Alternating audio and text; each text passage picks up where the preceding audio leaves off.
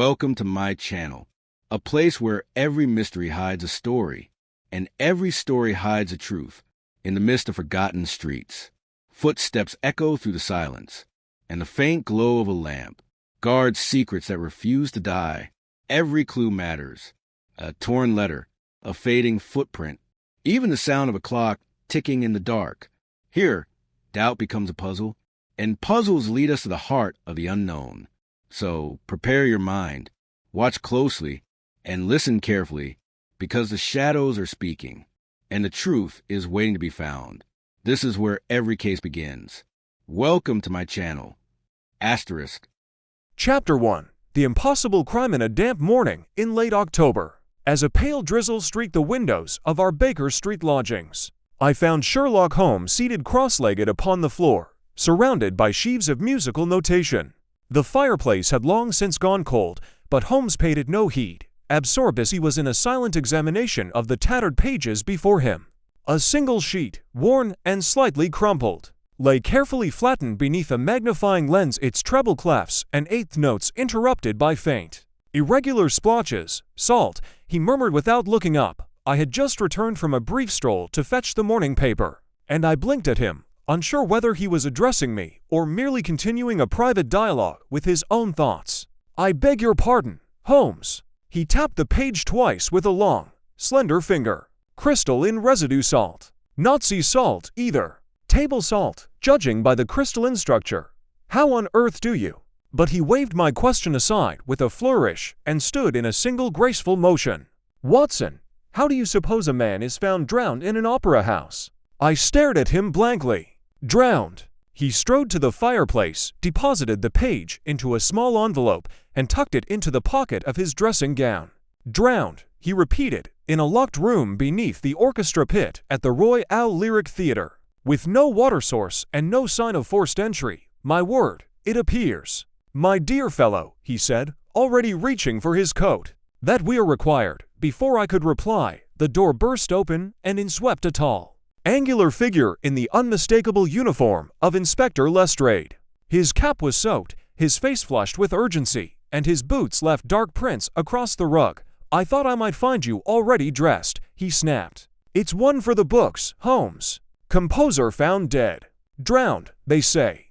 In the orchestra cellar. No water, no forced entry. No explanation." Holmes smirked. "You see, Watson, Scotland Yard is in agreement." Lestrade scowled. "It's madness down there. Half the performers say it's a curse. One of the tenors fainted. I've never seen such a mob of hysterical sopranos in my life. And the deceased, name of Roderick Dunbridge, music director, wrote the finale for the Sirens, promised the big operatic debut tonight. He was supposed to be conducting rehearsals this morning, and you say he was drowned?" Holmes asked, eyes narrowing. "Drowned, yes. Face pale as death. Water in the lungs, but not a drop of it to be found in the room. Door locked from the inside, and no one saw anything."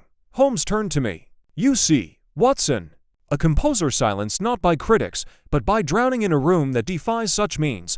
I set aside my hat and reached for my coat. "I take it we are to the theater, then." "To the Royal Lyric," Holmes said, "to examine how a man can drown where there is no water, and how music, it seems, may hold its breath long enough to conceal a murder." The theater loomed in faded majesty above the fog-wrapped streets of Covent Garden. Red velvet curtains framed the grand facade, but the morning gloom robbed it of any glamour. As we entered through the stage door, escorted by a fretful assistant stage manager, we descended a narrow staircase lit by gas sconces and the hushed panic of whispering stagehands. The scene of the crime lay beyond a narrow corridor beneath the stage, an acoustic storage room, stone-walled and silent. Two constables stood guard outside the door. Lestrade unlocked it with a brass key. Still just as we found it. Inside, the room was small, windowless, and bare but for a wooden chair, a sheet music stand, and a carpet that had clearly once been vibrant, but now lay faded and damp, and there lay the body. Roderick Dunbridge was sprawled on his back, eyes wide, his mouth slightly ajar. His clothes were soaked through, yet the room was perfectly dry. There were no puddles, no dripping pipes, and no means by which any significant amount of water could have entered. The very air felt parched. Holmes circled the body in silence, then knelt beside it. He touched the man's jacket, then drew a gloved finger along the lapel and brought it to his nose. "Salt," he whispered again. Lestrade looked baffled. "Salt? You mean sea salt?" "Not sea salt," Holmes replied. "That would suggest drowning in seawater. This is refined, processed, perhaps even treated." He then turned to the chair and bent low to inspect it. From beneath the seat, he drew a scrap of parchment, brittle and yellowed. "Sheet music," he noted, unfolding it. "The final movement of the Siren's Promise. It ends here, see. A solo violin note, held for 6 bars. Very unusual." He sniffed the page and held it towards me. I caught it at once, a faint, acrid tang. "Brine," I offered. Holmes smiled faintly. "Or tears." He rose and faced Lestrade. "You say the door was locked from the inside?" "Dead bolted. And the only key was found in his coat pocket, and there are no other entrances." Lestrade gestured to the walls. "Solid stone." Holmes turned slowly, surveying the ceiling. Then his eyes lit with sudden interest. He pointed to a tiny, narrow slat of ventilation grill, no more than 6 inches wide, high up in the wall above the door. "I'll need a ladder," he said simply. "But no man could fit through there." Lestrade objected. "Indeed," Holmes said. "Which is why it must be examined at once." He turned to me. "Watson, I should like you to accompany me to the orchestra loft. There is something quite wrong with the acoustics of this theater." I blinked. "The acoustics?" "Yes, I believe this murder was not merely seen or heard, but composed." And with that, he strode from the room, leaving the corpse, the salt-stained page, and a gathering storm of confusion in his wake. Chapter 2. Shadows beneath the Abath train to St. Albans rattled through the early dawn, its windows thick with condensation. Holmes sat in deep contemplation, the candelabra carefully packed in a wooden case resting between us on the seat. Reverend Datchery, bundled in his clerical cloak, had nodded off, his chin resting upon his chest, occasionally twitching as if haunted even in sleep.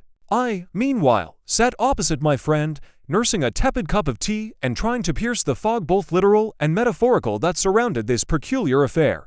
Holmes had scarcely spoken since boarding, and when he did break the silence, it was only to ask, "You noted the scent upon the candelabra, Watson, other than wax and blood?" I replied, "Jasmine." "Very faint, but unmistakable." I frowned. "A floral oil, perhaps." "Perhaps. But one does not expect to find jasmine in a cathedral at midnight." He tapped his fingers lightly against the case. "There is theater in this crime. A desire to shock and mystify. A desecration not merely of space, but of sanctity." The train gave a sudden jolt, and our clergyman stirred. Holmes offered him a reassuring nod, then turned once more to the window as fields blurred past in the growing light. By 8, we arrived in St. Albans and stepped into a chill wind that tugged at our coats. The cathedral loomed in the distance, its long nave and ancient tower cutting a solemn figure through the drifting mist. The city itself seemed stiller than usual, the streets nearly empty, the shop shutters half drawn, as though the very air carried an unspeakable unease. As we approached the abbey, Reverend Datchery's gait slowed. "I would ask you to proceed without me," he said in a hushed voice. "I find myself unready to face the altar again. You'll find the verger, Mr. Hodges, within." Holmes inclined his head gently. "We shall not disturb the silence more than necessary." Within, the cathedral swallowed us in echoing quiet. The scent of incense lingered faintly beneath a heavier, iron-tinged aroma that stirred something unpleasant in my memory. The nave was dim, its high windows admitting only broken shafts of gray light. Holmes moved ahead like a shadow, already scanning every flagstone, pillar, and recess. Near the altar stood an older man, stooped and wary-eyed, in a dark waistcoat and gloves. His white hair glinted like ash in the light. "Mr. Hodges?" Holmes asked. The man nodded. "You must be the detective, Mr. Holmes. And this is Dr. Watson. You were present when the altar was found." "I was the first to see it, sir. Just after matins. I'd come to check the silver, and there it was, roses all over the place, and that thing sitting on the altar, burning." "You did not touch it?" "God forgive me, I didn't dare." Holmes knelt, examining the stone floor around the base of the altar. "Who cleaned the marks?" "Dean Purbright ordered it wiped before the midday mass. Said it was improper for the faithful to see such a thing." "Improper, perhaps," Holmes murmured, "but also premature. A crime scene must be preserved, not sanctified." I moved toward the chancel rail. You said it was 3 lines carved into the stone. Sir, Hodges replied. Deep, clean marks almost like someone used a stonemason's chisel. Each line pointed inward, like a triangle. They bled, if you'll pardon the word. Not just the candelabra, there was blood inside the cuts. Holmes turned sharply. Inside the stone? Hodges nodded, his face pale, as if it had seeped from within. We both fell silent at that.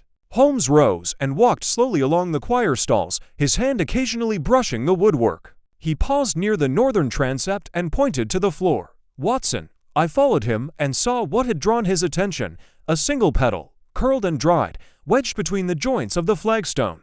He picked it up with a gloved hand and held it to the light. Jasmine oil, he confirmed softly. Someone infused these petals with fragrance. A performance, not merely vandalism. He turned to Hodges. Was there a service the evening prior? There was a private organ rehearsal, Hodges said, for the St. Albans feast day next week. The organist, Miss Lillian Crea, was here until 9, she said. Did she leave alone? As far as I know. Lives near the East Market Square. Holmes nodded. We shall speak with her. But one more thing, have there been any other disturbances here of late? Anonymous letters. Odd visitors. Hodges hesitated. 3 days ago, the abbey cat Tommy was found strangled in the cloisters, left near the door of the Lady Chapel, and no one thought to mention this. The dean said it was the work of a lunatic, some vagrant. We've had a few beggars about lately, but I don't know, Mr. Holmes, it felt wrong. As though it were meant to be found. Holmes was grave. So we have a candelabra that bleeds, a pet killed and displayed, petals laid in ritual spiral, and markings that ooze from ancient stone. And now a man vanished into air. He turned to me. Come, Watson. Let us pay a visit to Miss Crea. I sense that in her music lies an echo of something greater and more sinister. As we exited the abbey, I glanced back once more at the altar, now pristine, bathed in holy light. Yet I could not shake the chill that clung to me like cobwebs. The cathedral stood, as it always had, but something beneath it stirred a memory, a presence, or a crime more ancient than any sermon dared name. Chapter 3. The organist Silenceth residence of Miss Lillian Cram stood at the far edge of East Market Square, a tidy red brick cottage hemmed in by ivy and shadow. Though the bells of St. Albans Abbey tolled faintly behind us, this quarter of the town seemed unnaturally still. Not even the grocers or poulterers hawked their wares this morning, and the windows of the neighboring homes remained firmly shuttered. She lives alone, I asked as we turned onto a narrow gravel path leading to her porch. So it appears, said Holmes. Her name is recorded in the parish directory single. Mid-30s, daughter of the late Mr. Alfred Crea, once organist here himself. Musical families tend to produce patterns, generational repetitions of talent, trauma, or both. He rapped twice on the door with the head of his walking stick. For a moment, we heard nothing. Then, a cautious rustling from within, followed by the faint creak of a bolt being drawn. The door opened just a few inches. A pale face appeared in the sliver of light framed by disheveled auburn hair, with wide eyes that blinked against the sun, as if they had not seen it in some time. Miss Crea? Holmes asked gently. She nodded. My name is Sherlock Holmes. This is Dr. Watson. We've come regarding the events at the Abbey. Her fingers tightened around the door frame. I've already spoken to the dean.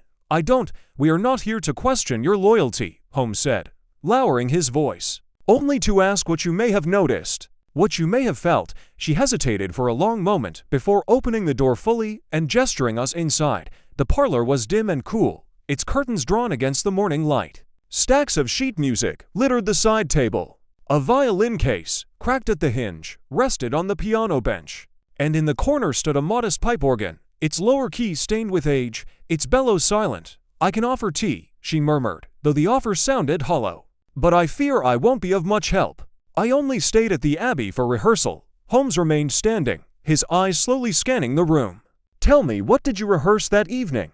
She blinked, as if the question had struck her oddly. Franck's Chorale No. 3. I've played it a dozen times for the festival. But that night, it felt off. The pipes sounded shrill in the upper octaves, as though they resisted me. Was anyone else present? No one, at least. No one I saw. And yet, she clasped her hands tightly before her. There were echoes, she said at last. Unnatural ones. Footfalls that did not belong to me. Twice I heard what I thought was humming.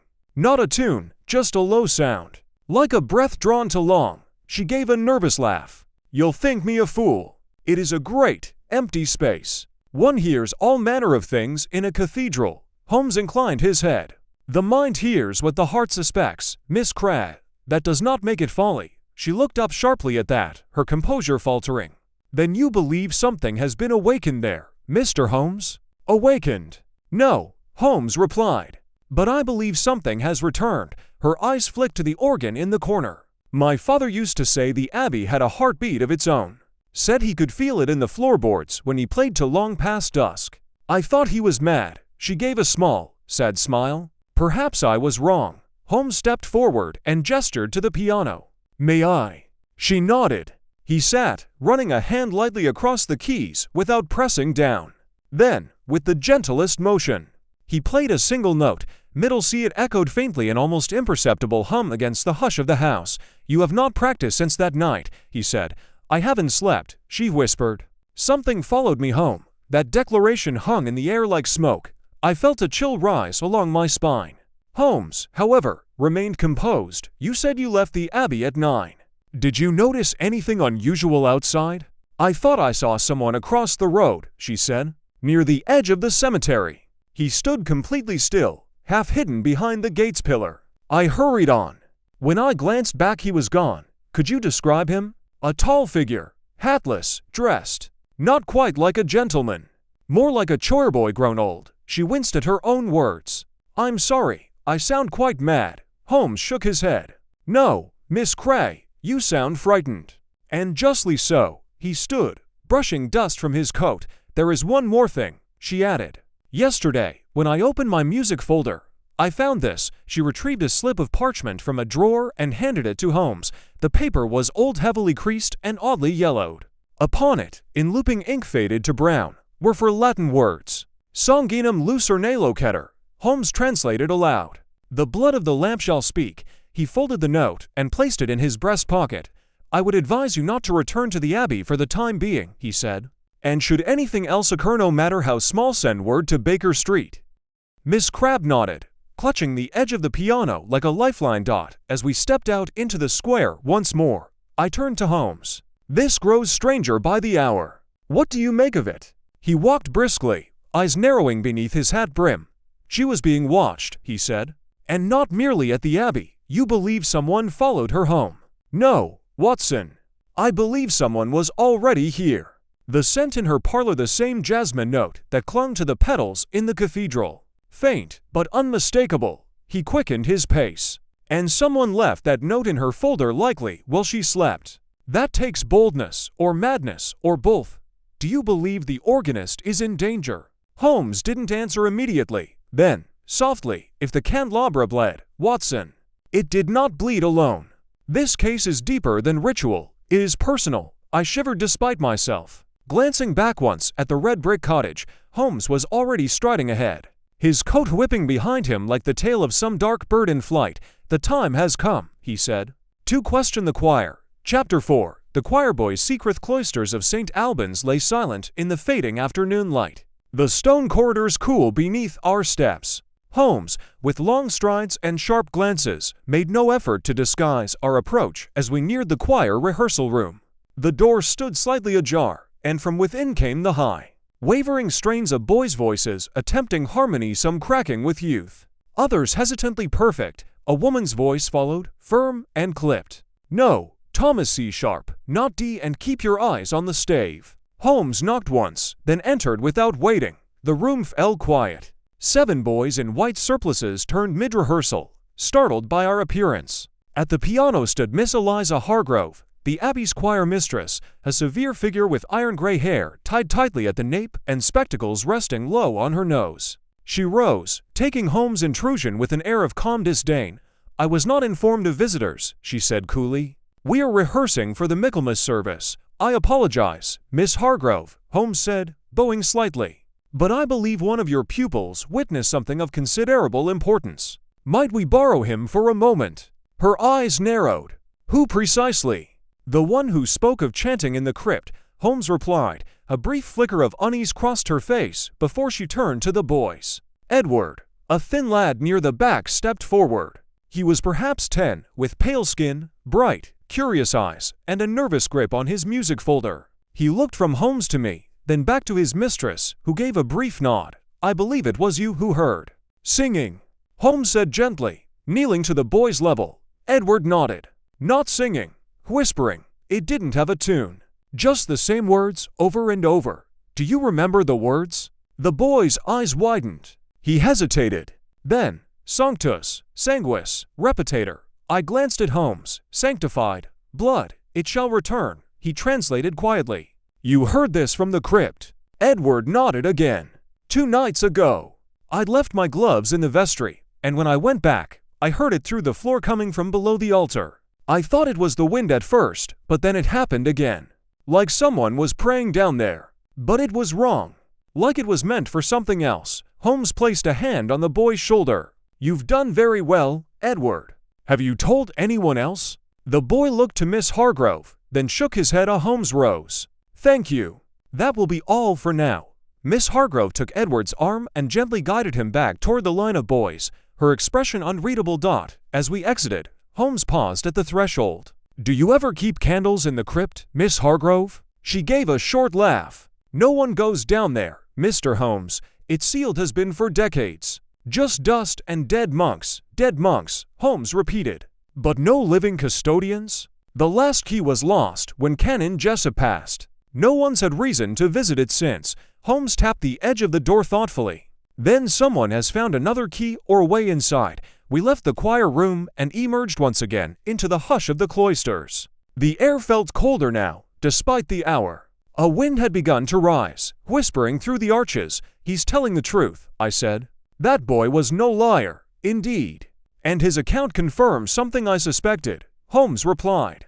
"This case is moving underground literally and figuratively." As we neared the south transept, he stopped suddenly and crouched beside a drain cover partially hidden beneath a creeping vine. With a swift motion, he pulled away the growth. "Look here," he murmured. I leaned in.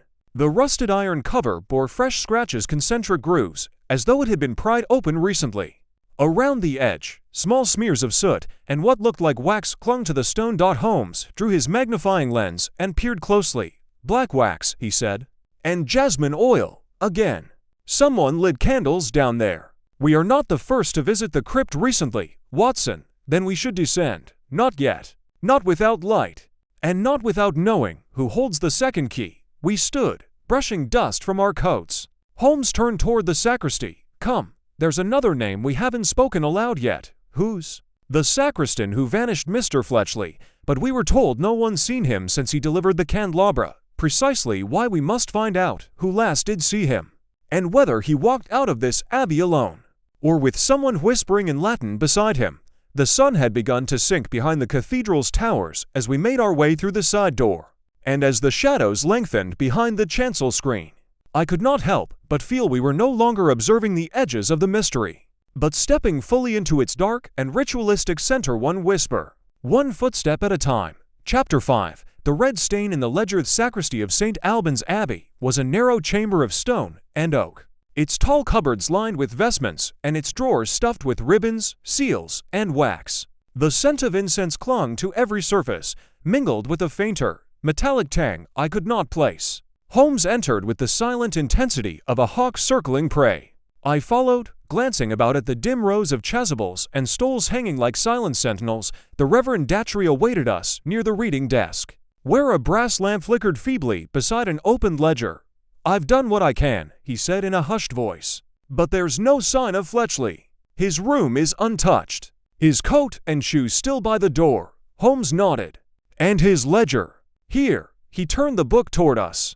Holmes approached with care and began to scan the inked entries. They were meticulously kept: dates, services, notes on altar candles, placements of vessels, and check marks beside completed tasks. The entries ran steadily until one date, October 22nd, where the final line simply read, "Prepared candelabra. Note under Vesper Basin, there was no CHECKMARK. Holmes tapped the line with his finger. "Curious.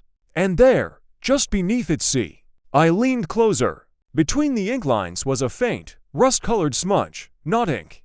A small smear, almost finger-shaped, which had dried into the page. Blood. I whispered. Holmes pulled a handkerchief and gently pressed it to the mark. Too little to test conclusively now, but the color is unmistakable. He looked up. This is the last known trace of the man who delivered the candelabra. If he found a note, it must have been placed deliberately left for him to see. But who wrote it? And what did it say? Reverend Datchery looked pained. He would have told me if something disturbed him. I thought I knew him well. Tell me about the man, Holmes said. Everything. Spare no detail, Datchery sighed. Fletchley was quiet, orderly, and deeply devout. He'd been with the Abbey nearly 20 years, unmarried, lived in the groundskeeper's annex. His only indulgence was collecting old religious seals and coins. He once showed me a 14th-century lead token shaped like a thorn cross. Holmes raised an eyebrow. A curious piece. Where did he find such an item? Traded with a traveling bookseller, he said. The man came twice a year, sold odd texts, ecclesiastical relics. Always wore gloves, I remember. A bookseller, Holmes murmured. With relics and lead tokens. Do you recall his name? No, but Fletchley did. He kept correspondence in a locked chest in the annex. You'll need the spare key. Holmes extended a hand. Then we should see this chest at once. It was a short walk to the annex behind the chapter house, a modest stone dwelling with ivy creeping over its lintels. Inside, it was dark and stale, with a single window casting long stripes of light across the floor. The room was orderly, books stacked beside a narrow bed, boots neatly placed, and a crucifix hung above the hearth. The chest sat at the foot of the bed, wooden, iron-bound, and plain. Datchery unlocked it with a brass key from his pocket. The lid groaned open. Inside were documents, letters tied with twine, an oilcloth bundle, and a small leather pouch. Holmes removed the letters first, flipping through the neat cursive scrawl. One envelope bore a pressed wax seal in deep green, marked with a curious sigil and inverted fleur-de-lis, encircled by thorns. He handed it to me. Seen this before? I shook my head. Not in any ecclesiastical crest I know. Holmes removed the letter inside. It read, to the faithful servant of the lamp, the spiral returns. The lock will yield to fire. The stone must bleed again. There was no signature. The ink was green, the same shade as the message that accompanied the candelabra. Holmes read it twice, then folded it carefully. This confirms a correspondence, one likely leading to the crypt. The lock will yield to fire. That's a code, a password. I asked. No, I believe it's literal. Someone intends to burn their way through an old barrier, possibly to reopen a sealed passage beneath the abbey. He turned next to the oilcloth bundle and unwrapped it. Inside was a set of wax seals, dozens of them. Some bore traditional Christian symbols, but others were more disturbing. A serpent eating its own tail, a chalice with 3 eyes, and a star pierced through by a needle. These are not the marks of a sacristan, Holmes said grimly. These are symbols of forgotten cults, heresies cloaked in ritual. From the pouch he drew several coins and tokens. One bore the thorn cross Datchery had mentioned. Another, larger, heavier, was stamped with the Latin phrase lux ex sanguine, or light from blood. I do not like the shape of this, Holmes, I said softly. Nor do I, he replied. But it is beginning to align. He turned to the Reverend. Seal this chest again. Guard it. No one must touch these until I say otherwise. As we exited the annex, the sun hung low and red above the cathedral spires. A slow wind stirred the fallen leaves across the gravel path, and the light filtered through the abbey windows like blood through water. Holmes halted beside the old well at the edge of the garden, staring down into its darkness. Someone, he murmured, has revived a pattern that should have stayed buried. I looked at him sharply. And you believe the pattern leads through the crypt? No, Watson, he said, stepping back. It begins there. We returned to our lodgings in town under the weight of gathering darkness. And as Holmes sat by the window, sketching the spiral from memory, I wrote in my notebook and could not help but wonder who had bled at the altar, and who, dead or living, was meant to bleed again. Chapter 6. The Whisper Beneath the Stone. That night, the wind returned. It came through the alleyways of St. Albans like a hunted thing, scraping past windows and rattling the iron hinges of the inn shutters. I found myself rising from bed more than once to check the latch, the hairs on the back of my neck prickling at the sound of it. But it was not merely the weather that disturbed my rest. It was Holmes. He sat at the edge of the hearth, the candelabra between his knees, its triple arms glinting in the low firelight. He had unpacked it again, examining the base through his lens, tilting it to and fro as though it were some ancient riddle carved into silver. Around us, the room lay in a hush as complete as the cathedral crypt. I cleared my throat. "You'll wear holes through the silver if you keep staring like that." Holmes didn't move. "There is an engraving beneath the wax," he murmured. "Very faint. Acid-etched, then polished over. Someone tried to hide it." He adjusted the lamp, then held the candelabra at an angle that caught the flame just so. "There." I joined him, squinting. Beneath the base, partially obscured by residual wax and black smudges, was a single character. Not a letter, but a symbol. A perfect spiral. Etched deeply, precisely. "The spiral again," I said. "Indeed," Holmes replied. "But notice the depth of the line. It's not merely decorative. This was burned in perhaps with a chemical process. And the center, hollow. Just a fraction. As if it once held a pin. Or a drop." He looked up, his eyes sharp in the firelight. "A reliquary." I sat back, startled. "You mean the candelabra was used to hold blood," Holmes said softly. "Or something that passed for it. And not for display. For ritual." He rose abruptly, began pacing. "It was not placed on the altar as a warning, Watson. It was an offering. A continuation of what?" He stopped. "Of a rite someone believes is unfinished." Before I could respond, there was a knock, 3 quick raps. Sharp and urgent. I opened the door to find a small boy shivering on the stoop. His hair wind-blown, his cheeks red from the cold. He held a folded scrap of paper in his hand. "From Mr. Holmes," he said, voice trembling. "From Miss Crabb." Holmes took it, flipped the boy a coin, and read the message in silence. "Come quickly. Something moved in the cellar. I did not imagine it. There is a door where no door should be." Elsie Holmes had his coat on before I finished reading. "Bring the lantern," he said. "And your revolver." Miss Crabb met us at the door of her cottage, her robe drawn tightly about her and her hair unbraided. She said nothing, only beckoned us in and led us to the rear of the parlor. There, concealed behind the upright piano, she had uncovered a small trapdoor, one neither of us had noticed during our earlier visit. The rug had been pulled aside, and the brass ring embedded in the boards glinted in the lamplight. "I never saw it before today," she whispered. "I heard a noise low, dragging.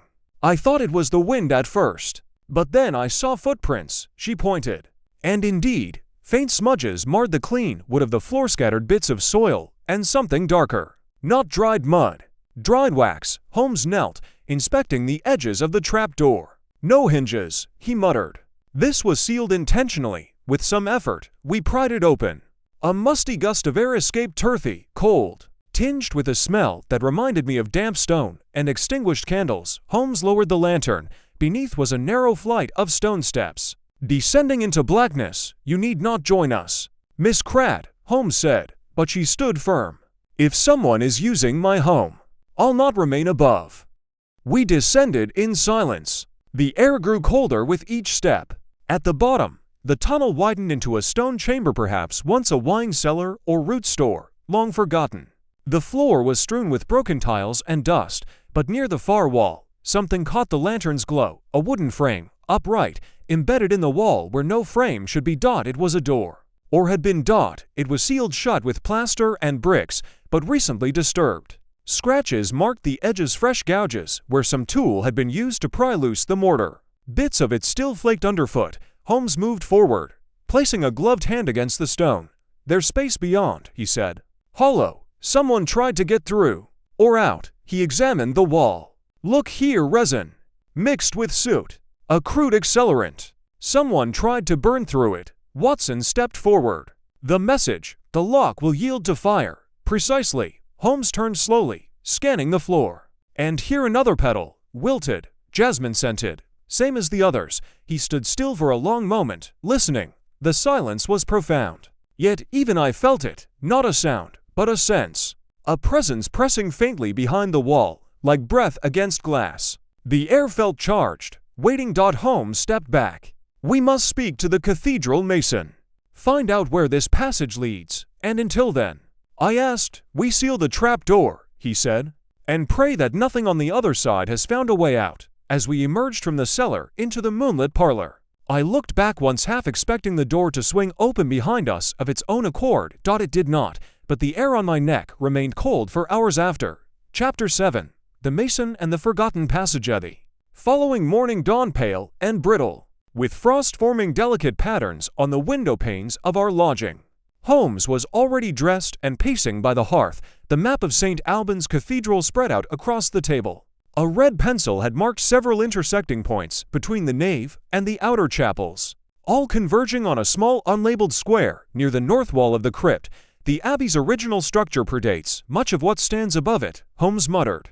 Monastic additions in the 12th century buried the earlier foundations. The door beneath Miss Cra's home may connect to one of these. I leaned over the table.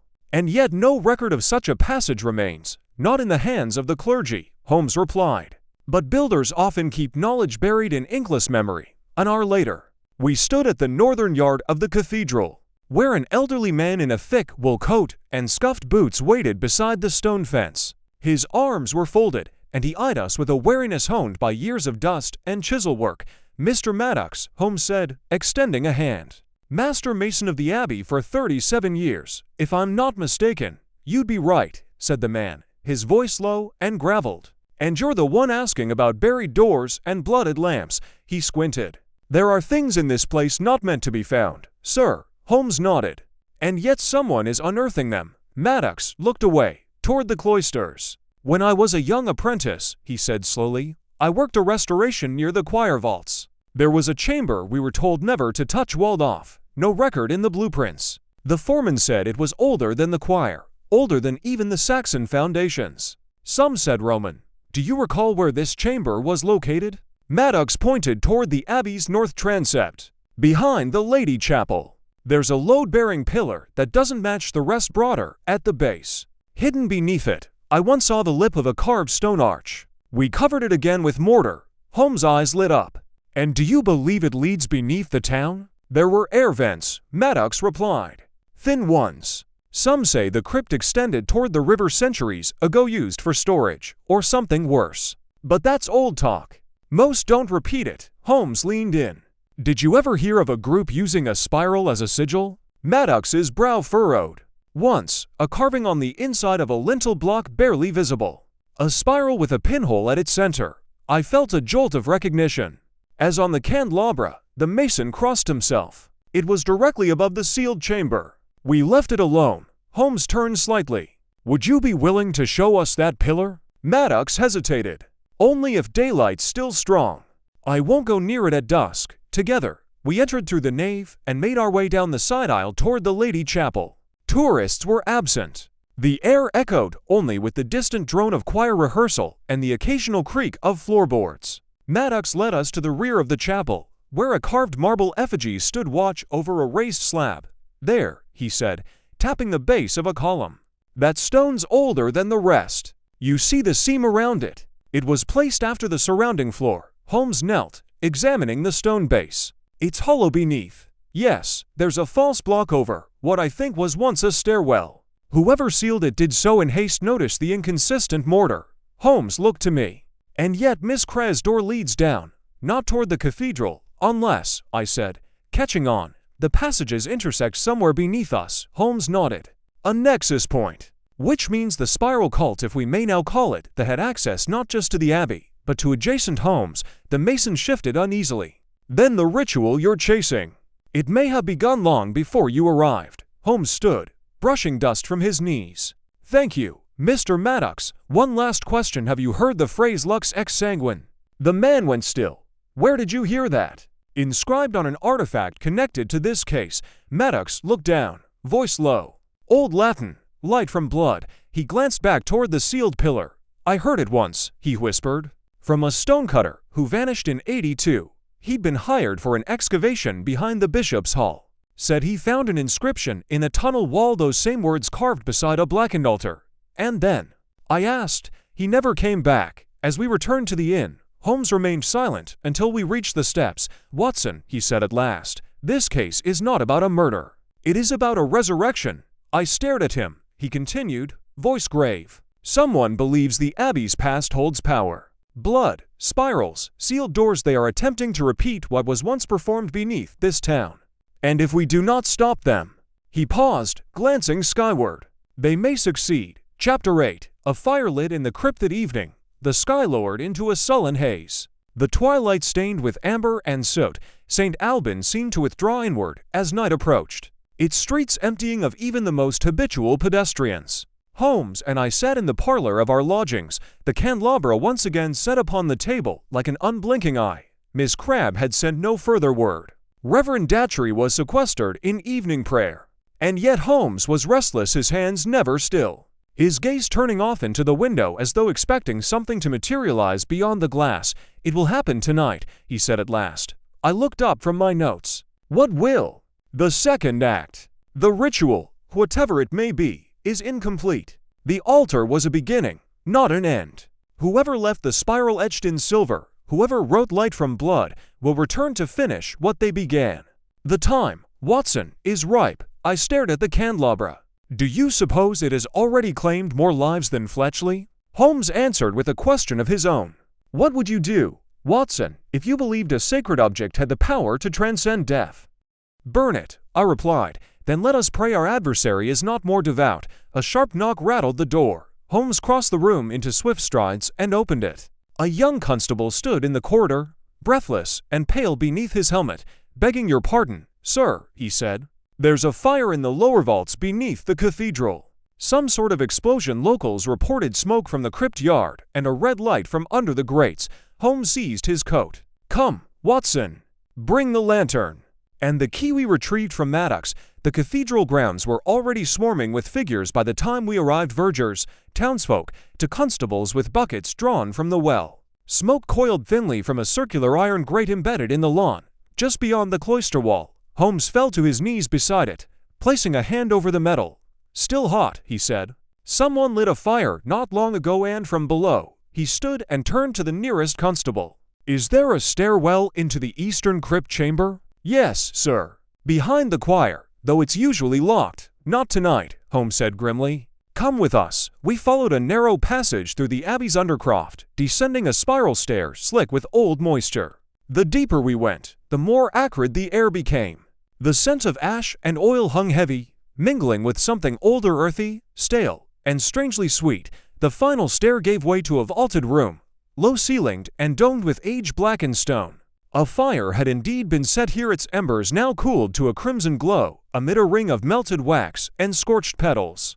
Around the fire were markings, chalk symbols, scrawled on the floor. Barely visible, but unmistakably a spiral. Holmes stepped lightly into the chamber. Raising the lantern, "Watson," I followed him to the center. There, behind the ashes, lay a circle of blackened candelabra stumps identical in design to the one we had been sent. 6 in total, arranged with perfect precision.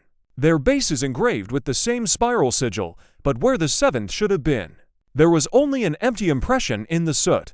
"The missing one," I said. Holmes nodded. "The one we received." The constable swallowed audibly. "You think they meant to use all 7? Holmes gestured toward the far wall. Carved into the stone there, half hidden behind an ancient archway, was a recess in the shape of a door. This one, unlike the pillar chamber, was not sealed. Its wooden frame was charred, but intact. The door itself lay shattered on the ground, burned open from within. We passed through. Beyond was a narrow corridor slanting downward, lined with sconces so old they'd rusted to their brackets. The walls bore flaked remnants of fresco serpents, bleeding eyes, chalices, and at intervals, spirals drawn in blood-red pigment. The passage ended in a chamber no larger than a sacristy vault. There, a table of unpolished stone stood beneath a narrow shaft in the ceiling, an oculus from which moonlight now spilled in a single perfect beam. The air was ice-cold. Atop the table rested nothing but a silver bowl, cracked and dry, and a folded scrap of parchment. Holmes took it, unfolded it. Again, the ink was green. 6 flames are lit. One waits to return. The voice is not yet full. The spiral must close. I stepped closer to the table, examining the bowl. At its base, I saw it just a trace of residue the color of dried rust. "Blood again," I whispered. Holmes said nothing. He was staring not at the parchment or the bowl, but at the shaft of moonlight descending from above. "The oculus," he said. "It's not for light. It's for alignment." He turned to me, his voice quiet and sharp. "Tonight, Watson, the moon is at its zenith. This room, this altar, was constructed with purpose. A culmination. A fulcrum for ritual. Do you think they'll return?" "No," Holmes said. "I think they already have. He turned on his heel. "We must seal this place and find the missing 7th candelabra before it is placed again." As we made our way back through the scorched corridor, I looked once more at the spiral etched into the floor. Its outer rings faded, but its center, the pinhole, untouched by time or fire. I could not shake the feeling that we were not walking out alone. Chapter 9. The man in the choir stall's morning came reluctantly, its gray light slanting through a sullen mist that clung to the stones of the cathedral like sweat. Holmes and I had scarcely slept, our thoughts still twisted around the scorched symbols, the moonlit shaft, and the 7th candelabra, the final flame still unlit. After a sparse breakfast, Holmes rose, refreshed not by rest but by a purpose sharper than hunger. "The game," he said, "is tightening its ring. There is one path we have not yet followed." One witness overlooked. I raised an eyebrow. "Who do you mean?" "The organist saw shadows. The choir boy heard voices. But the choir itself, those children trained in silence and harmony, they've seen more than they dare speak. You propose we question them again?" "No," he replied, donning his coat. "I propose we watch them." We returned to the Abbey just before evensong. The choir mistress, Miss Hargrove, nodded stiffly as we entered, her eyes narrowing. Holmes made no explanation for our presence, merely took a place in the shadows of the transept gallery, where the carved stone allowed him a view of both the stalls and the nave below. The boys filed in, their surplices ghostly white beneath the flickering gaslight. Their young voices rose in haunting harmony. Wayne sang spiritus, a hymn that echoed eerily beneath the cathedral's arches, now layered with suspicion and dread. Holmes leaned toward me. "Watch their faces. The youngest are always the most honest." I did as instructed. There was Edward, the boy who had heard whispers, his eyes darting toward the rear of the choir as though searching for something unspeakable. Another boy, Thomas, mouthed the hymn mechanically, but his gaze never lifted from the stone floor. A third, a wiry lad with dark curls, sat stiffly in his place, yet his hands trembled as he turned the page of his hymnal. At the far end of the stalls, a figure shifted. Holmes stiffened. "Did you see that?" I followed his line of sight. Among the boys was a man. He wore the robes of a verger, but too loosely. His collar was wrong-angled to high. He stood without singing, and though his face remained angled downward, I caught a glimpse of sharp cheekbones and a gray-flecked beard. "That's not a choirman," I said under my breath. "No," Holmes whispered.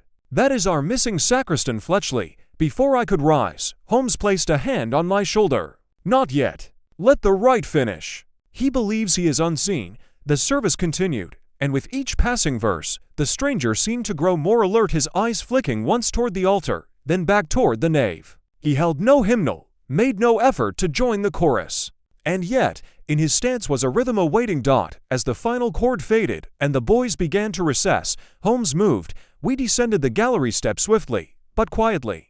By the time we reached the floor, the man had turned, walking deliberately toward the side corridor that led behind the vestry. Holmes gestured. "Follow." We moved in silence, turning the corner just in time to see the man pass through a side door, one marked private and long unused.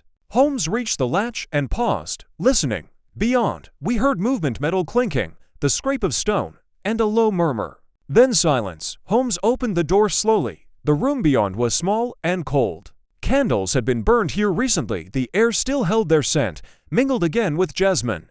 Against the far wall stood a modest altar table, and on it, set with precise care, was the 7th candelabra, lit. Its flame burned steadily, though the wick had barely blackened. Below it, carved directly into the surface of the table, was the spiral. Fletchley stood beside it, one hand pressed to the design, his mouth moving soundlessly. Holmes stepped forward. "Mr. Fletchley." The man froze. Then, very slowly, he turned. He looked older, drawn, and almost translucent in the face, his eyes darkened by lack of sleep or the toll of whatever madness now consumed him. And yet, he did not appear startled to see us. Rather, he smiled. "I had hoped you would come," he said. His voice was dry, reedy, but eerily calm. The flame had to wait. Holmes said nothing, only approached the table. "You disappeared after delivering the first candelabra," I said. "Where have you been?" Fletchley's eyes flicked to mine. "Here, beneath, preparing what was always meant to return." "You wrote the notes?" Holmes asked. "I only copied them," he replied. "The words came from the stone. The bowl told me when to listen." Holmes' gaze remained fixed on the candelabra. "You lit the 7th. You believe this will complete the rite?" Fletchley nodded once, I have waited my entire life to serve the light.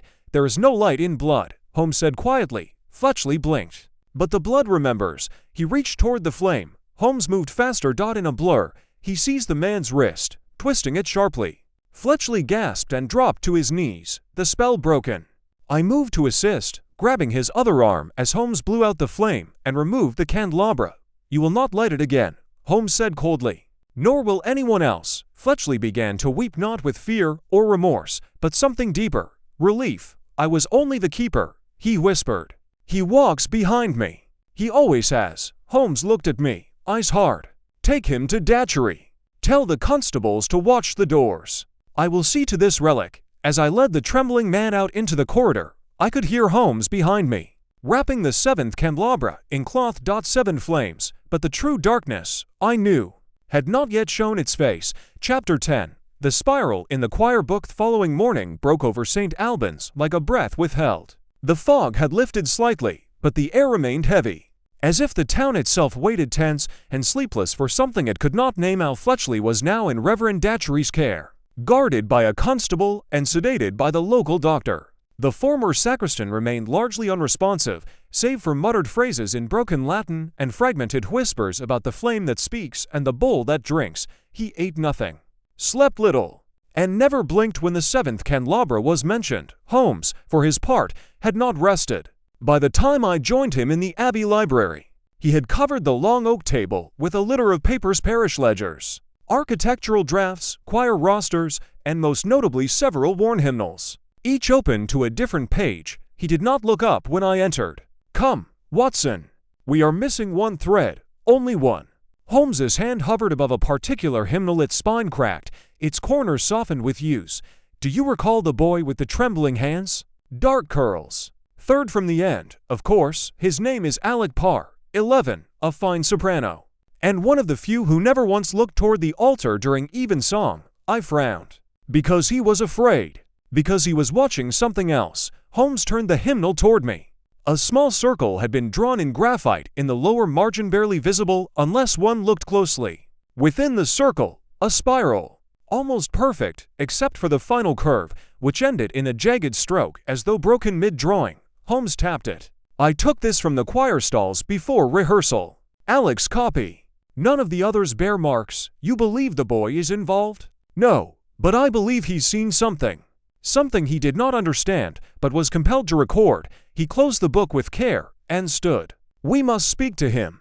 Without Hargrove present, he will not speak freely otherwise. It was Reverend Datchery who brought Alec to us. The boy entered the vestry room slowly, his fingers twisting the hem of his surplice. He did not meet our eyes at first. Holmes smiled gently and set the hymnal on the bench between them. This is yours, is it not? Alec hesitated. Yes, sir. This mark, Holmes said, pointing to the spiral. Do you remember making it? The boy's eyes flicked toward the page. Then he gave a small, nearly invisible nod. I didn't mean to, he whispered. You're not in trouble, Holmes said. We only want to know why. Alec's fingers curled tighter. I saw it. Before practice. On the wall. It was behind the curtain in the back hall, the one where we keep spare robes. Holmes and I exchanged a glance. What was it drawn in? Holmes asked. I don't know. It looked like red paint, but it smelled like old flowers, like Miss Cra's perfume. Jasmine, I said under my breath. Holmes continued. Did anyone else see it? The boy shook his head. I told Thomas, but he said I was being childish, and why draw it here? Alex swallowed. Because I didn't want to forget. Because I think it moved. Silence followed. Holmes sat very still. You think the spiral moved?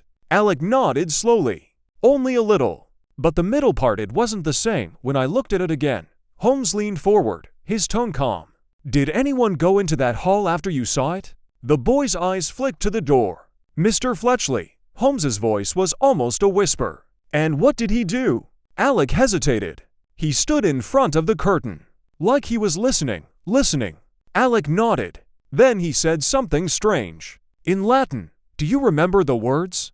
A pause. Then the boy said, softly but clearly, Qui spiram claudit, vos me paret. Holmes translated instantly. He who closes the spiral, opens the voice. Alec flinched. That's it. That's what he said. Holmes closed the hymnal. You've helped us greatly, Alec, more than you know. But I want you to do one more thing. Stay away from that hall. If you see anything strange again, anyone acting differently, you come straight to Reverend Datchery or me. Promise." "I promise," Alec whispered. Holmes ruffled the boy's hair gently and sent him on his way. When the door closed behind him, Holmes turned to me.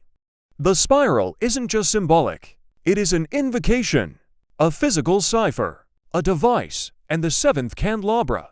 I asked. Holmes's brow furrowed.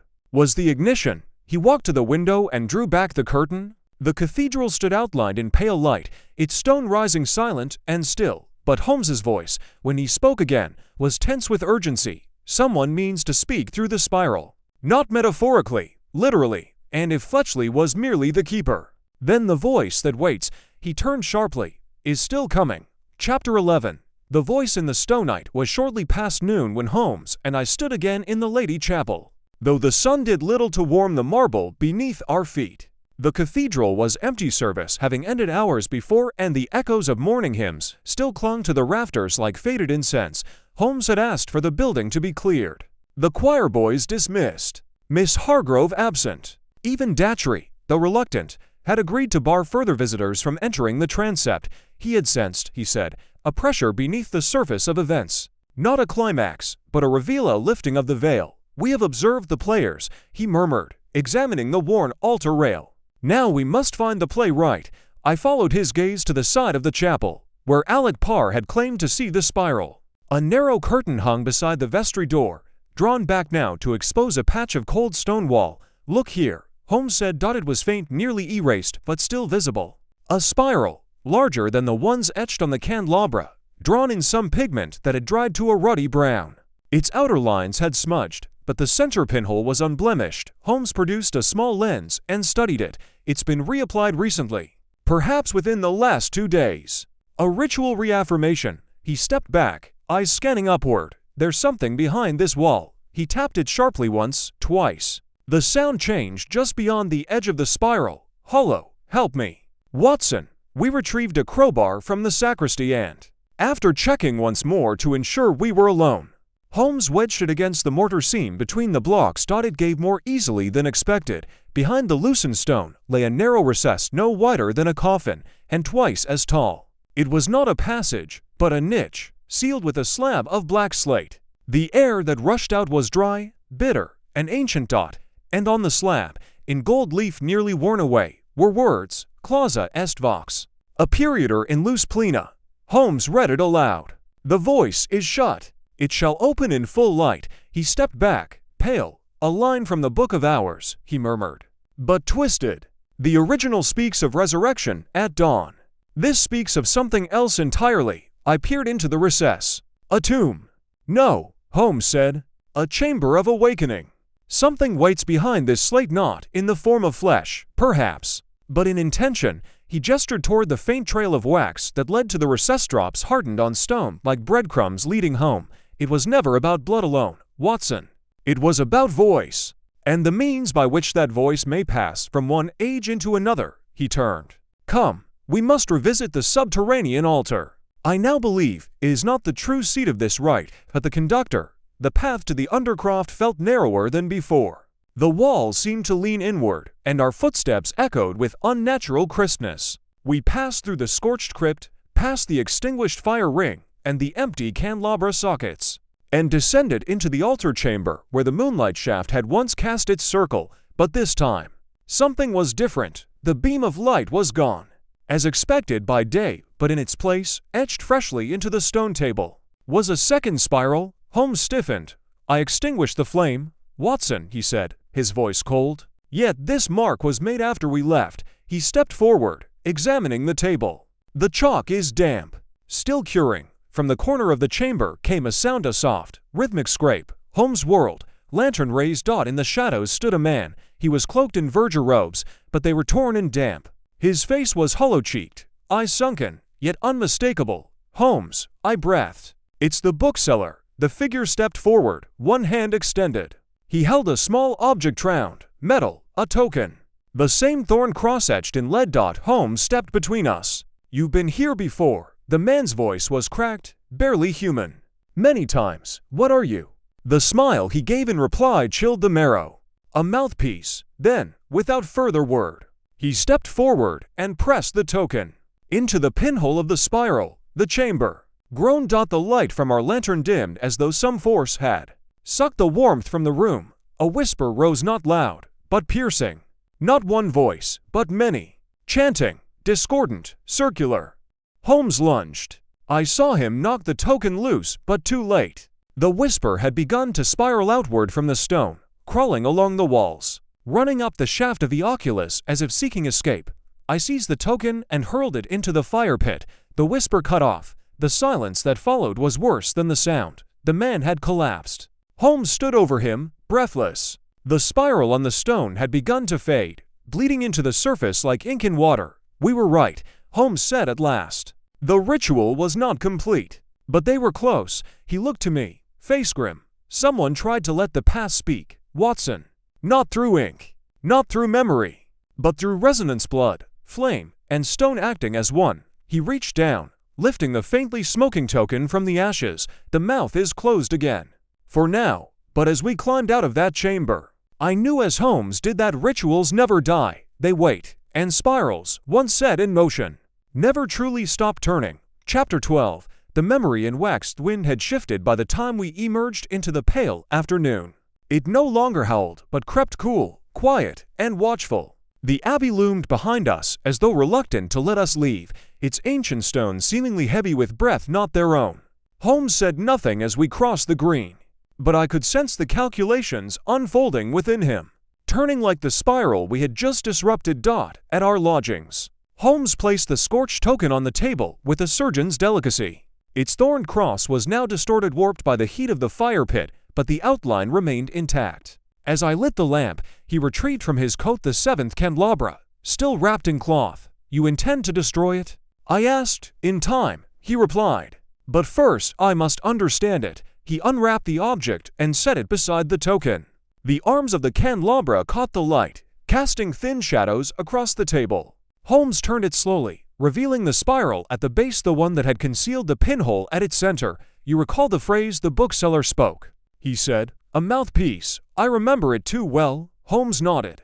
The spiral is not merely a symbol. It is a conduit designed to focus ritual action, yes, but also to receive, to carry something forward. The candelabra may not be the instrument of the rite, but the vessel. I frowned. You mean it holds something? Not in the physical sense, Holmes said, but perhaps in memory. He stood, opened his satchel, and withdrew a candle. Pure white, unscented. Let us test it. He inserted the candle into the central socket of the 7th candelabra and struck a match. For a moment, nothing happened. The flame flickered normally, but then faint and unmistakable the scent returned. Jasmine. I stepped back. But it's a plain candle. Holmes leaned forward, his nostrils flaring. And yet the fragrance persists. He snuffed the flame with a gloved hand. This candelabra has absorbed something. It has memory not of light, but of ritual. Each time it is used, it remembers. He moved quickly now, retrieving a basin from the hearth and filling it with water from the kettle. From his satchel, he removed a stick of sealing wax, black, glossy, and thick.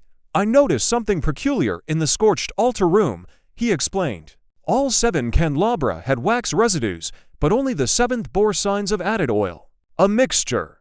A binding agent. He shaved a portion of the black wax and dropped it into the water, where it floated, glistening. Then, with tweezers, he placed the spiral token beside it. Almost at once, the wax curled inward toward the metal. It's drawn to it, I said. Holmes's expression darkened, which confirms the final mechanism. The wax was not random, it was part of a coded binding.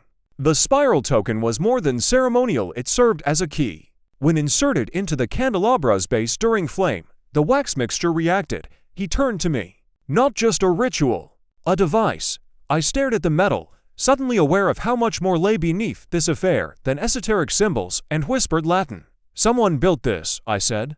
Carefully, systematically, over years, decades, more likely, Holmes replied. Passed from one to the next, perhaps even forgotten until recently. Then someone, somewhere, uncovered the pattern and sought to reactivate it. I shook my head. But why St. Albans? Why here? Holmes walked to the window. The abbey stood across the green, towering, ancient, because some stones are soaked with too much history. Some places remember. They attract those who wish to hear what no man should. He paused, then turned to me. We must speak to Miss Crabbe one last time. She met us in her parlor, hands folded tightly in her lap, eyes bruised with sleeplessness. You've heard? She asked quietly. Holmes nodded. The seventh flame was lit. The spiral was opened. But the voice, if it existed, has been silenced. She exhaled, slow and shallow. Then it's over. Holmes studied her. Tell me, have you ever seen the symbol before this? She hesitated. In my father's things, she admitted. Once, years ago, a sketch. Hidden in a music folio. I thought it was merely some composer's monogram. Did he speak of it? No, she said. But he always insisted the choir sing facing the altar, never away. He said the abbey listened, even in silence. Holmes's gaze sharpened. Then he knew. Miss Crabbe looked up, pale. What have I brought back, Mr. Holmes? You brought nothing back, Holmes said. But you were made to remember. That was the goal always. Not to awaken some lost power, but to echo it forward. He set the token on the table. This is the last piece. With it removed, the spiral breaks. There will be no voice. No light from blood. Miss Crabbe nodded, tears in her eyes. Then let it end. Holmes retrieved the token, wrapped it, and placed it into his coat. It shall be sealed, permanently. That night, we stood beside the river Ver, where the waters ran cold and swift beneath the moon. Holmes, without ceremony, tossed the cloth-wrapped object into the current. We watched it vanish beneath the surface. Do you believe it's done? I asked. For now, he said. And as we turned from the bank, the breeze carried no whispers, only silence.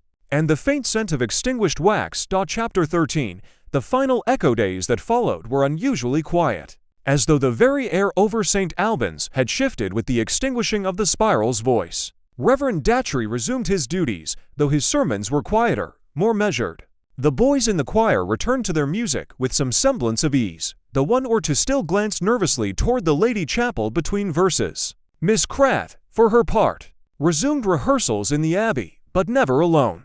And never after dark. Holmes, however, remained restless. He pored over old maps, spent hours in the abbey's library reading through burial records and renovation logs. And every evening, as the lamps were lit in our lodgings, he returned to the table where the seventh candelabra once stood. Lost now to the waters of the Ver, I found him there one night, hunched in his chair, eyes narrowed as he read through a letter sent from Scotland Yard Lestrade's latest response, confirming that the bookseller had never existed in any official register, nor had anyone resembling him been reported missing or dead.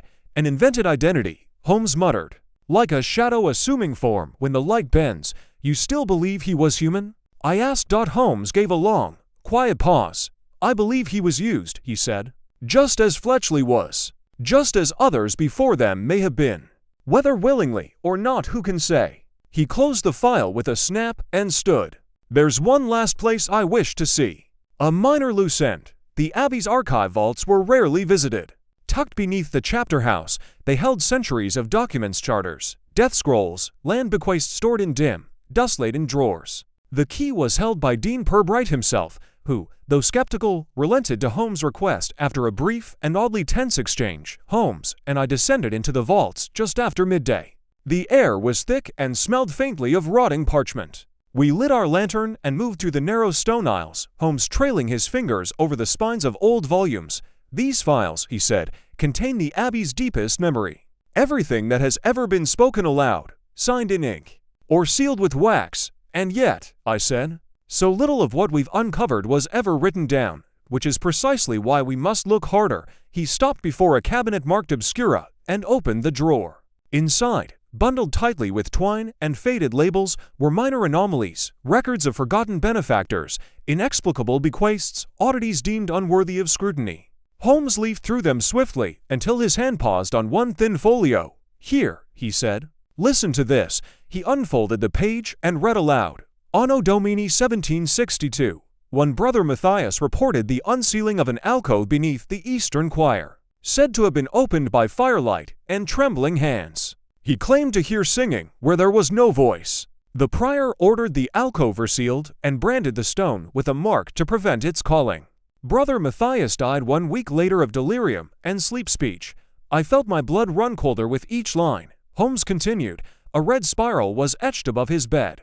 The mark was removed. The memory was not. He folded the paper carefully. This predates Fletchley. Predates the bookseller. And yet the pattern remains. I nodded slowly. The ritual never dies. It only sleeps. Exactly, Holmes said. Someone has always remembered. Not opally, not in words but through symbol, gesture, whisper. Like a secret lit only when 7 candles burn, he tucked the folio beneath his coat. Come, Watson. There's one last visit I must pay. We returned once more to Miss Cra's cottage. She greeted us with a wary smile and ushered us in. Holmes wasted no time. You said your father once possessed a sketch of the spiral, he said. Do you still have it? Miss Craft blinked. I believe so. It should be in his old folios. She disappeared into the back room and returned moments later with a thin black folder, yellowed with age. Inside were pages of music handwritten scores, annotated hymnals, and tucked near the end. A single loose sheet. Holmes took it carefully. The spiral was there inked in black, with perfect geometry, but beneath it, written in her father's hand, was something neither of us expected, a line of musical notation. Just 5 notes. Repeated twice. Holmes raised an eyebrow. A melody. I don't recognize it, Miss Crabbe said. It's not from any mass or requiem I've ever played. He looked at me. Watson, the spiral wasn't merely spoken. It was sung. He stood, and for a long moment, we all stood still, surrounded by silence, parchment, and memory. Then, slowly, Miss Crabbe moved to the piano. She placed her hands on the keys and played the 5-note phrase. Soft and slow. It was haunting, tonal, but hollow. A half melody. A breath before something more. And when she finished, no one spoke, because we all felt it, the echo. Not from the keys, but from somewhere deeper, somewhere beneath. Holmes finally broke the stillness. That phrase, he said, must never be played again. Miss Crabbe nodded solemnly. And Holmes, eyes unreadable, placed the folio into the fire. We watched in silence as the paper curled, blackened, and vanished into flame. Only then did Holmes speak again. Memory is not always history, he said. Sometimes it is inheritance. And then he turned from the hearth. And we left St. Albans behind. Chapter 14. The bell that did not toll returned to Baker Street 3 days after the final visit to Miss Crabbe. The soot from her father's spiral had barely cooled in the hearth. But Holmes' mind had already moved beyond the visible into that strange hinterland between fact and inheritance, as he had termed it. He spoke little, wrote often, and slept only in brief, haunted stretches, pacing our sitting room like a man listening for a sound that refused to arrive. I, too, found myself unsettled. Despite the ritual's interruption, the candelabra's removal, and the symbol's destruction, a peculiar hollowness lingered like an unresolved note at the end of a sonata. On our second morning home, Mrs. Hudson entered with a telegram in her hand and an anxious crease on her brow. For you, Mr. Holmes, from St. Albans. Holmes took it without a word, opened it, and read. From Reverend Datchery. Stop. Something wrong with cathedral bell. Stop. Told during night though tower empty. STOPA found spiral beneath bell striker. STOP urgent guidance requested. Stop. Holmes stared at the paper for a long moment. Then he set it down and murmured. The echo continues. Surely it's a coincidence, I said. Or someone attempting to frighten the clergy, but Holmes's face remained grim. The ritual was never limited to the undercroft. The spiral was only ever the first instrument. The sound, the vibration, that was the true conductor. I frowned. You believe this is auditory. I believe the spiral is not just drawn. It is heard. The melody Miss Crabbe played, the phrase etched in wax, the rhythmic placement of the candelabra, these were all components of a design meant to resonate. He turned to the window. If the bell has tolled, he said, then someone is still listening. We returned to St. Albans under a slate sky. The autumn winds had strengthened, bending the trees in the Abbey cemetery and causing the iron gates to groan against their hinges. Datchery met us just within the cloisters. He looked exhausted. It rang twice at exactly 3:13 this morning, he said as we followed him toward the bell tower. Not the quarter-hour bell, mind you. The bourdon heavy as an ox. No one was in the tower. I checked it myself. Holmes kept pace silently. There was something else, the Reverend added. The choir loft smelled of oil again. And there were petals, jasmine. We climbed the narrow stair to the tower. The chill increased as we ascended, and a faint clang echoed from above with each gust at the top. The great bronze bell hung motionless beneath it. On the wooden platform just behind the striker, Holmes pointed. There, carved with alarming precision into the aged timber, was a spiral fresh, smooth, and filled with black wax. In its center, a thin iron nail protruded. Hanging from the nail was a petal. Just one, jasmine, shriveled and blood-dark. Holmes knelt beside it. "It's a replica of the altar design," he said. "Crude, but functional, and placed directly beneath the sound cavity of the Borden." He turned to Datchery. "You've had the bell inspected recently?" "Not since summer," the Reverend replied. Holmes nodded, stood, and struck the side of the bell lightly with the butt of his cane. The sound it made was deep and resonant but strange. "Not quite pure. Someone's altered the inner throat," Holmes muttered. "A coating. Perhaps wax or resin. Enough to distort the tone." He turned slowly toward us. "They mean to use sound now. Not light. Not flame. Tone." I stepped back instinctively. "But why here?" Holmes's voice lowered. "Because the bell tower is the Abbey's mouth. It speaks to the entire city, and the spiral." He gestured at the floor. "The spiral is the ear." Holmes wasted no time. By evening, he had organized the removal of the spiral plank, which he ordered sealed in a lead box and buried beneath the Abbey's crypt stairs. The bell was to be scrubbed clean and locked until further notice, and the Borden's clapper secured. No one was to ring it, but it was not the ritual survival that troubled Holmes most. It was its persistence. That night, as we sat again in the parlor of our temporary quarters, Holmes lit his pipe but did not smoke. Instead, he stared into the flame and said softly, "There was a signature in the wax, Watson." I looked up. "A name?" "No," he replied. "A sequence." He produced a slip of parchment and unrolled it. On it were markings from the wax found in the bell tower, tiny notches, regular and repeating. "It's a code. Musical, but reversed." As though the sound were being absorbed instead of projected, he leaned closer. "Not a hymn. Not a melody. But a vibration meant to draw something out." "Out of what?"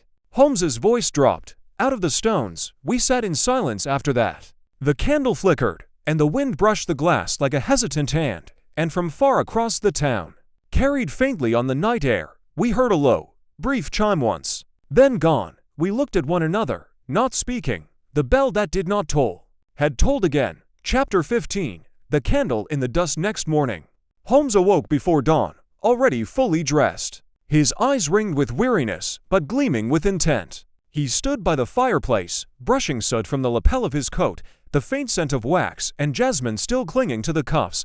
"The bell rang once more in the early hours," he said without preamble. "This time at 2:47.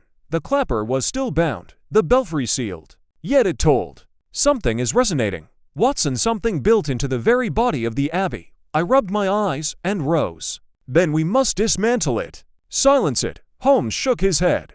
"It isn't so simple. We are no longer contending with a person. Not directly. The instruments are laid. The echoes are prepared. This is no longer about someone speaking into the spiral." He turned slowly. "It is about the spiral speaking back." We returned once more to the Abbey grounds as the sun began its weak ascent. The sky was pale and sullen, the ground slick with dew. Holmes led us not to the bell tower or choir loft this time, but to the north transept, the oldest part of the cathedral, where the foundations were said to run deeper than even the original Norman stones. "I've spent the night reviewing Maddox's notes," Holmes said as we approached the flagged floor. "There is a vault beneath this transept, sealed since the Reformation. A Roman chamber, predating the Abbey itself." He traced the edge of a stone with his walking stick. "Beneath here lies the initial foundation, and likely the true seat of this rite." Reverend Datchery met us with a ring of iron keys and two constables. He led us to a rusted grate behind the rude screen, previously thought decorative. With some difficulty, we unlatched the centuries-old lock and descended into a narrow stair. What met us below was not a crypt. It was a temple. The chamber was round, its walls curved inward, and the ceiling rose into a dome of stone. In its center stood a raised dais square, black and smooth. On each side of the square, carved into the floor itself, was a spiral. But these were not drawn. They were chiseled, ancient. Holmes crouched and ran his fingers along one. "The spirals above ground were mimicries," he said softly. "Here, they are original. This chamber is the source. I looked around. There were niches in the walls, 7 of them. Empty now, but clearly shaped to hold the candelabra. Holmes stood. The circle of 7. They were never meant to surround the altar in the crypt above. That was a decoy. This is the true arrangement. He walked slowly around the chamber. The 7th flame was lit, but the voice remained silent because the final vibration has not been achieved. The bell was the trigger, a sonic keystone. And last night, it attempted to complete the pattern. Datchery shivered. Holmes, if this room is as old as it appears, then who created it? Holmes stared at the days. Someone who believed that sound and blood could breach memory, perhaps even eternity. He gestured to the wall. Look there, etched above one niche faint, but unmistakable was the same Latin phrase we had found again and again. Lux ex sanguine. Light from blood, I repeated, and sound from stone, Holmes added. A formula, a theorem, a heresy, perhaps, but brilliantly executed. Over centuries, I stepped closer to the days. Do you think it speaks? Holmes's brow furrowed. I think it listens. And once enough is offered, blood, light, vibration, it may answer. I turned. So what do we do?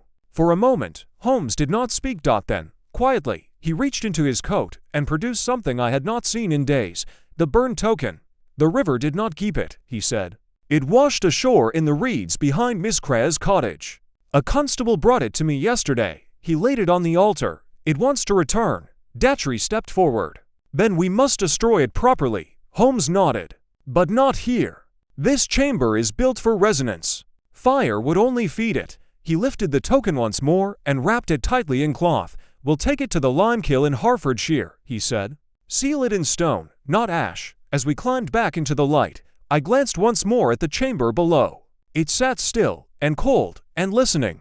And just before we sealed the grate, I caught something on the days, something faint, but new, a droplet of wax. Still warm, I said nothing, but Holmes had seen it too. Back at our rooms, Holmes placed the wrapped token into a lockbox. He set it on the hearth and leaned forward, expression unreadable. It's not the object, Watson, he said at last. It never was. It's the memory carried by the object. The song sung beneath the words. The shape within the flame. And what of the spiral? I asked. He sat back slowly. The spiral is what they built to contain it. The question is... He paused.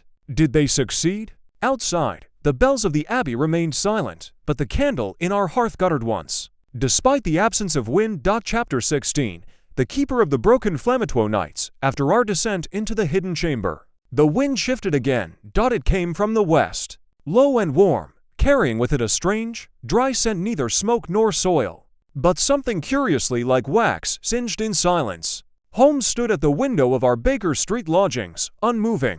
I could tell by the set of his shoulders and the stillness of his hands that something in the rhythm of the city was off. He said nothing until I joined him. The abbey bells have been silent, I said. He nodded, though his gaze remained distant. Yet the ritual has not ended. I turned. You mean the spiral still turns?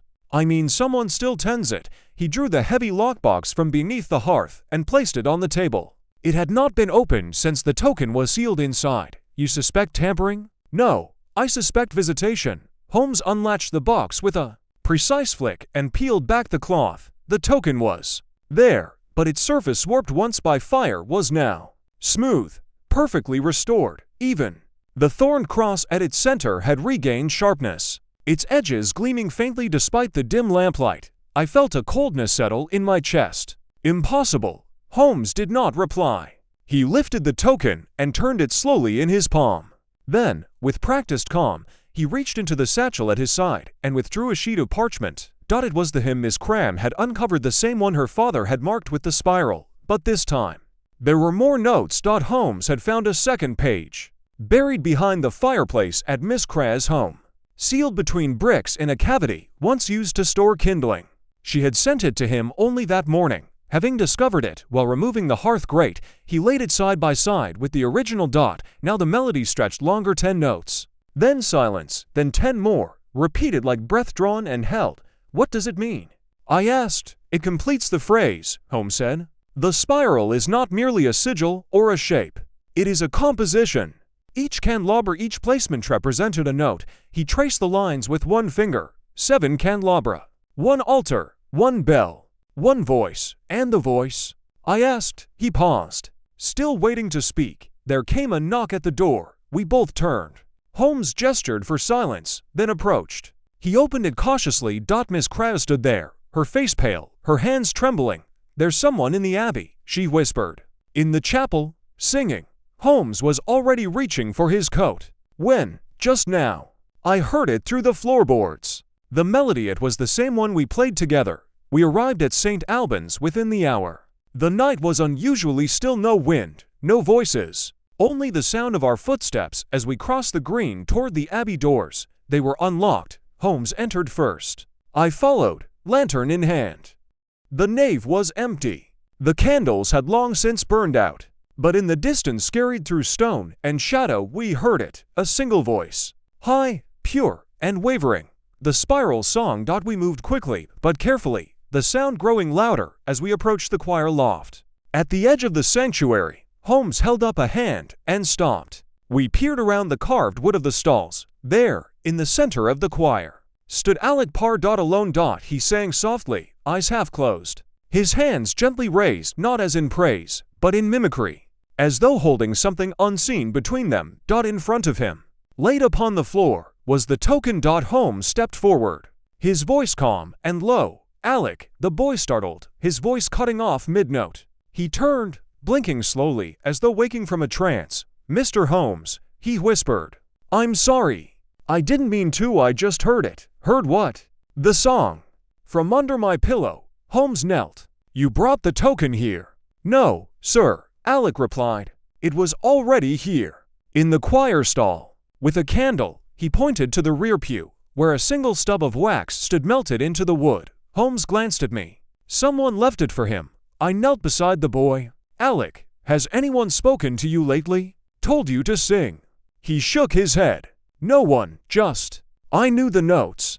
I felt them, like they were mine. Holmes picked up the token. It was warm. Still humming with the faintest vibration. "The spiral," Holmes murmured, "has moved to memory." We brought Alec safely to Reverend Datchery, who placed him under careful watch, and ensured the choir stalls would remain empty for the rest of the week. As Holmes and I returned to our rooms, the token wrapped once more in lead and linen, I asked the question I had not dared speak until now. "Is this over?" Holmes did not answer at once. He set the token on the mantel and stood looking into the fire. "The child was not the voice," he said, "but he was close, the flame. No, the keeper." He turned, his expression grim. "There will be others, Watson. This ritual was not meant for one era alone. It was designed to be inherited quietly, through sound, symbol, and silence." He reached for the bell pull. "I believe we have delayed it, perhaps even fractured it. But it will wait." The bell outside rang once, clear, untouched. And in the pause that followed, I thought I heard something, not a whisper, but a breath, a memory, preparing to speak again. Chapter 17. The spiral must closeth. Last days of autumn crept into London like an unseen tide, slow and colorless. Leaves drifted through Baker Street in thinning clusters, and the mornings came chilled and soundless. Holmes remained still for hours at a time now, seated at his desk, fingers pressed together, gaze distant. No new telegrams came from St. Albans, no bells tolled. The silence itself had grown watchful, yet I sensed in Holmes not unease, but calculation, a mind still turning, still measuring the last unresolved beat in a complex symphony of ancient design. But it was on the third morning after our return that he finally spoke. "You recall the earliest spiral we found?" he asked without looking up. "The one hidden behind Miss Krause's curtain?" "Of course," Holmes nodded.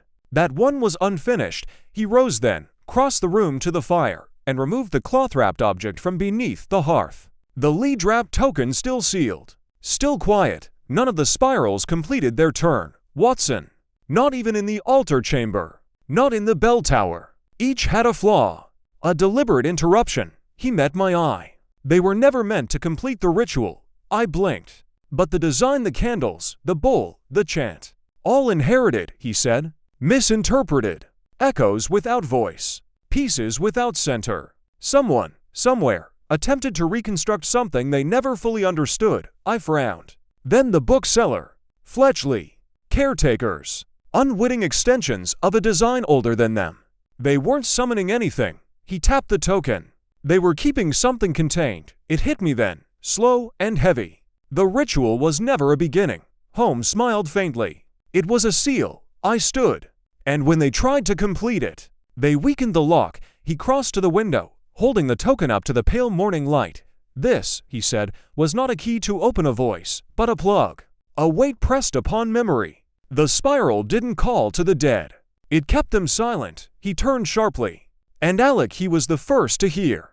I stared at the token, now more dreadful in its stillness than in its presence. So what now?